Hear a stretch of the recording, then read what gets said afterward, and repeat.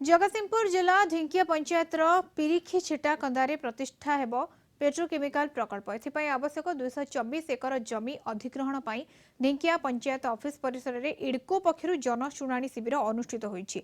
प्रकल्प संपर्क में कौन सठिक तथ्य न दि जाइथिबारु असंतोष देखा आईओसीएल पक्षर एक प्लास्टिक पार्क पर जमी अधिग्रहण करा जाई विभिन्न कंपनी को दि जाइछि। हेले ए पर्यंत प्रकल्प आगे पारुनथिबा बेले पुणी पेट्रोकेमिकल प्रकल्प पर जमी अधिग्रहण हेब।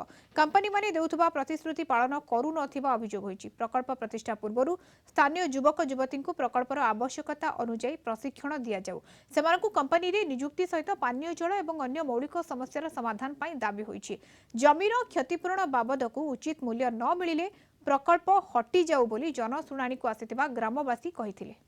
पूर्व आमर जो आईएसएल द्वारा जो पेट्रोकेमिकल भित्तिभूमि स्थापन होता 0 पॉइंट ठारे सेटा केते दूर गला तार कार्यक्रम आम बर्तमान जानी पारु नहीं।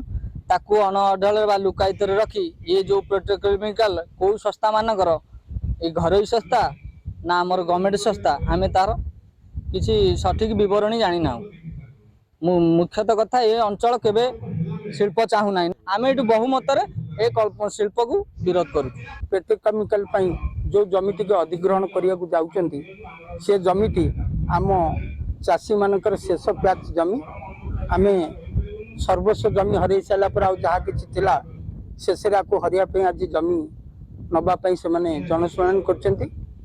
मुख्य कथा तो आम कौन शिल्प को आज पर्यंत पारादीप जिते शिल्प होती आम क्या विरोध करूँ स्वागत करुचु। जो आशा आकांक्षा नहीं कि स्वागत करुचु कंपनी से आशा आकांक्षा प्रथम आमको प्रतिश्रुति देला परे शेष पालन करूना।